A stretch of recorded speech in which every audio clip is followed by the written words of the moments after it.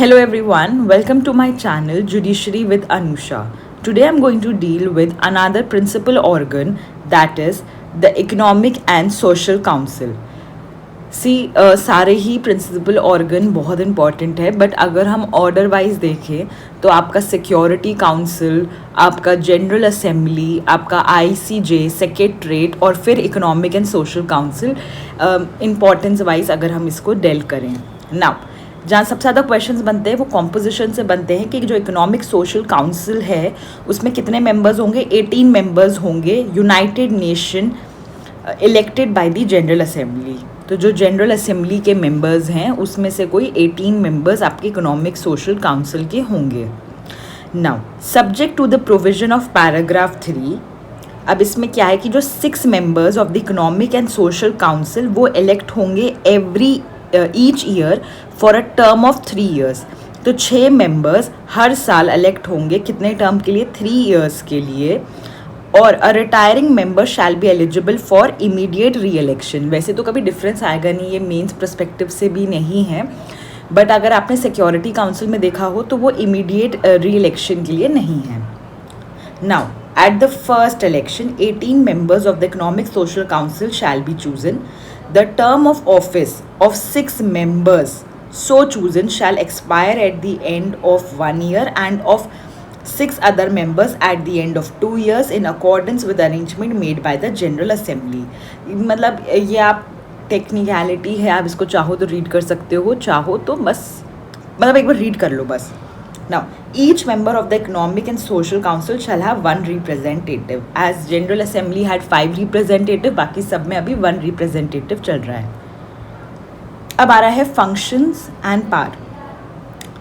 जो Economic and Social Council है वो may make or initiate studies and reports with respect to international economic, social, cultural, educational, health related matters and may make recommendation with respect to such matters to the General Assembly, to the members of the United Nations, to the specialized agencies concerned। तो ये पढ़ सकते हो कि एक economic and social council किस किस को इस मैटर के प्रति रिकमेंडेशन दे सकता है। Now, it may also give recommendation for the purpose of promoting and observance of human right and fundamental freedoms of all। ये देखिए, अगर आप ये नोटिस करो तो ये सिक्योरिटी काउंसिल और जनरल असेंबली दोनों के भी काम में आते हैं। It may prepare draft conventions, now this is important, draft conventions for submission to the General Assembly with respect to matters falling within its competence। Now, it may call in accordance with the rules prescribed by the United Nations international conferences on matter falling within its competence। तो वो चाहेगा तो international conferences भी रख सकता है। Article 63, the Economic and Social Council may enter into agreements with any of the agencies referred to in Article 57, defining the terms on which the agency concerned shall be brought into relationship with the United Nations। Such agreement shall be subject to the approval of General Assembly। यहाँ पर general assembly की कितनी ज़्यादा importance है। अब ये देखिए, article 57 क्या कहता है कि द वेरियस स्पेशलाइज्ड एजेंसी जो established by inter governmental agreement and having wide international responsibility as defined in their basic instrument in economic and social, cultural, educational, health related field shall be brought in to relation with United Nation. तो कुछ भी अगर कोई various specialise agencies हैं जो established हैं, किससे? Inter governmental agreement से वो इस्टेब्लिश हुई हैं और उनकी इंटरनेशनल रिस्पॉन्सिबिलिटीज़ हैं जैसे कि ये, तो वो रिलेशनशिप में आ सकती हैं यूनाइटेड नेशन के साथ। And such agencies thus brought in to relationship with United Nation are here and after refer to as specialised agencies. तो ये इंपॉर्टेंट है कि आपको पता होना चाहिए कि स्पेशलाइज्ड एजेंसीज कैसे बनती हैं, कहाँ है specialised agencies mention, right. Now तो यहाँ पर इन्होंने इसका मेंशन किया है। Now in accordance it may coordinate the activities of the specialized agencies through consultation with and recommendation of such agencies and through recommendation of the General Assembly and to members of the United Nations. तो economic and social council जैसा name suggest करता है वो उसी के ही इर्द गिर्द काम करेगी और अपनी जो भी एक्टिविटीज़ है वो जनरल असेंबली को रिपोर्ट करती रहेगी from time to time. Article 64 ये कहता है कि जो इकोनॉमिक एंड सोशल काउंसिल में take appropriate steps to obtain reports from the specialised agencies. It may make arrangements with the members of the United Nations with the specialized agencies to obtain reports on the steps taken to give effect to its own recommendation and to recommendation on matter falling within its competence. तो आप देख सकते हो general assembly के sort of under आ रही है आपकी economic and social council. Like this is not the right word to use, but क्योंकि वो रिपोर्ट कर रही है जनरल असेंबली को हर अपने एक्शन पर, तो आप ये भी कह सकते हो. Whereas general economic and social council के अंडर आ रहा है specialised agencies. Now, it may communicate its observations on these reports to the General Assembly. Now, the Economic and Social Council may furnish information to the Security Council and shall assist the Security Council upon its request. देखिए ये बहुत important word है कि जब Security Council पूछे तभी उसकी मदद करी जाए. Article 66. The Economic and Social Council shall perform such function as fall within its competence in connection with the carrying out of the recommendation of the General Assembly. It may, with the approval of the General Assembly, perform services at the request of the members of the United Nations and at the request of specialized agencies. Now, it shall perform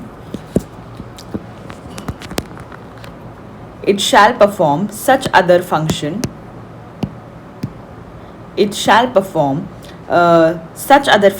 as are specified elsewhere in the present charter. Now, voting का क्या है कि each member of the economic and social council shall have one vote and decision of the economic and social council shall be made by the majority of the member present and voting.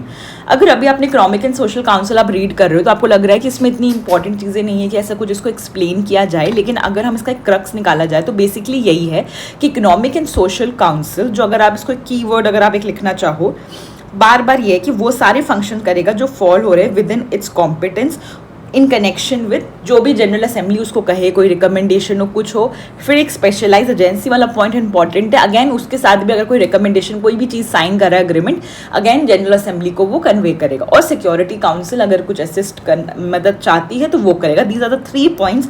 Article 64, 65 and 66 read कर लो, more than enough है. अब economic social council shall set up commission in economic and social field. ठीक है, क्या करेगा? The economic and social council shall set up commission in economic and social field, right, and for the promotion of human rights and such other commission as may be required for performance of its function. Now, the Economic and Social Council shall invite any member of the United Nations to participate without vote in its deliberation on any matter of particular concern to that member. अगर कोई member है जो United nation का member है और economic and social council उसे invite कर सकता है विदाउट वोट टू पार्टिसिपेट, अगर कोई भी ऐसा पर्टिकुलर कंसर्न है जिसमें वो इन्वॉल्व है और इकोनॉमिक सोशल काउंसिल उस चीज़ की देखभाल कर रहा है, वो उस पर कुछ रिकमेंडेशन देना चाह रहा है या कोई एजेंसी से बात कर रहा है, तो वो मेंबर भी अपना बात रख सकता है without vote. The Economic and Social Council may make arrangements for representatives of the specialized agencies.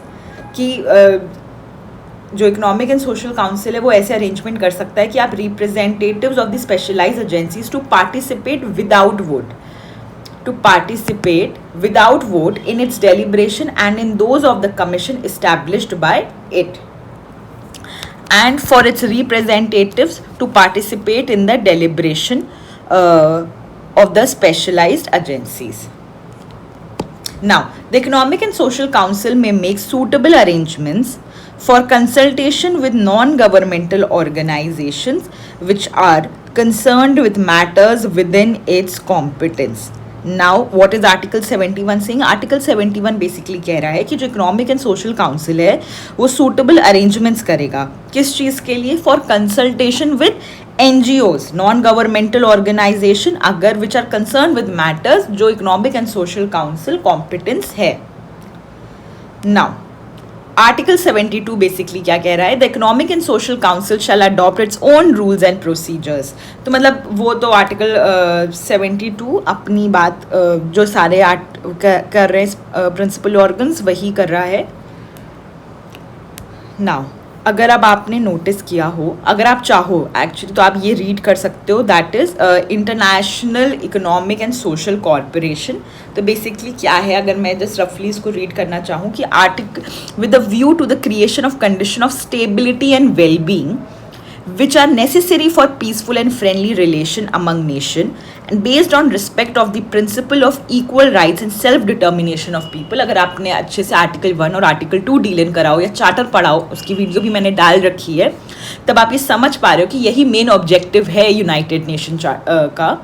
तो यूनाइटेड नेशन शैल प्रमोट कि हाई स्टैंडर्ड ऑफ लिविंग हो, full employment, condition of economic and social progress and development हो, solutions of international economic, social health and related problems, and international cultural and educational cooperation, universal respect for and observance of human rights and fundamental freedom for all without distinction to the race, sex, language और religion।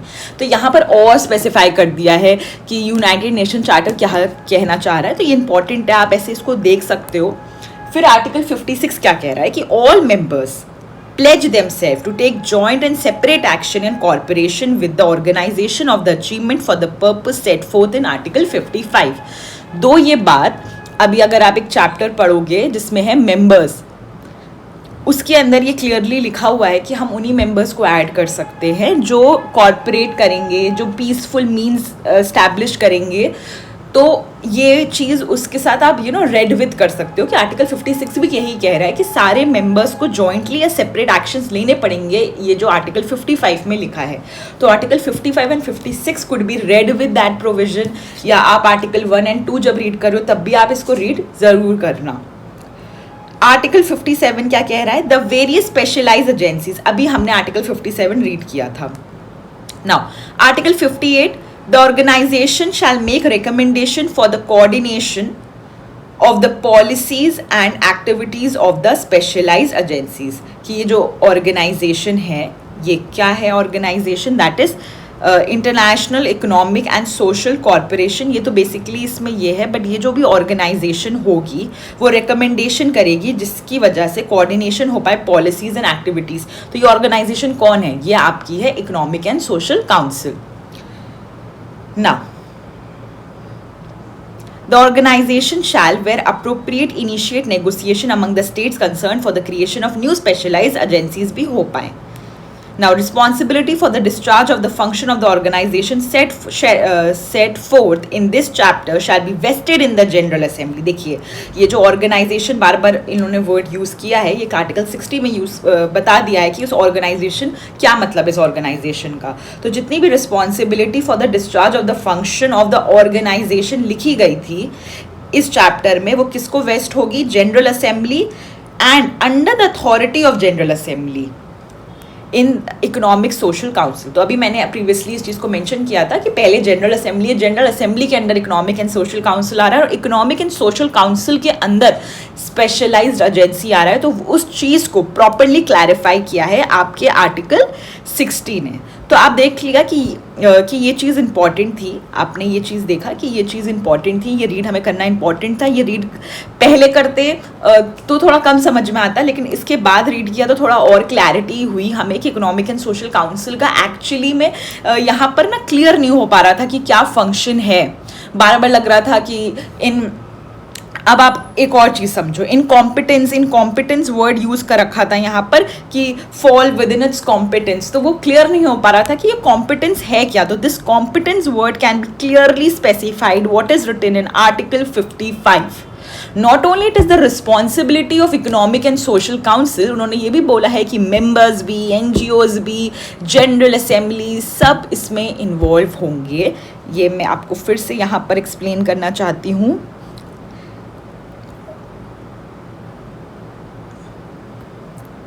The Economic and Social Council may enter into agreement with any of the agencies, and such agreement shall be subject to the approval of General Assembly, not only General Assembly but the members या अभी वो दिख नहीं रहा है जो चीज़ थी, but again हमने इकोनॉमिक एंड सोशल काउंसिल जब हमने चैप्टर 10 को पढ़ा, तो चैप्टर 10 में मैं आपको बस इन शॉर्ट इसको वो कर रही हूँ कि इकोनॉमिक एंड सोशल काउंसिल पढ़ रहे थे, हमने इसका कॉम्पोजिशन पढ़ा, फंक्शन एंड पावर क्लियर हो रहा था, but bar bar they were using this word competence, तो अब पता चल गया कि कॉम्पिटेंस वर्ड कहाँ से डिराइव हो रहा है। आर्टिकल 55 के पास है वो कॉम्पिटेंस की पावर पूरी चीज़ लिखी हुई है, एंड आर्टिकल 57 आपको इसमें डील करना है क्योंकि स्पेशलाइज एजेंसी के बारे में बता रहे हैं, एंड देन आर्टिकल 60 जो बेसिकली बता रहा है कि ये ऑर्गेनाइजेशन वर्ड जो इस चैप्टर में यूज हुआ है उसकी पावर वेस्टेड है जनरल असेंबली में, और जनरल असेंबली की अथॉरिटी से economic and social council will be responsible to deal in with this. So I hope when you read Economic and Social Council chapter 10, you have to read chapter 9 like this. I hope आपको समझ में आया होगा. एक बार please इस video को ध्यान से जब देख लेना, फिर आप रीड कर लेना, तो वो जो पॉइंट मिसिंग भी था एक, वो भी आपको क्लियर हो जाएगा. और अगर नहीं होता है क्लियर, तो मैं सजेस्ट करूँगी एक और रीडिंग कर लेना, क्योंकि दूसरी रीडिंग पे हर चीज़ क्लियर हो जाता है. Thank you and stay tuned.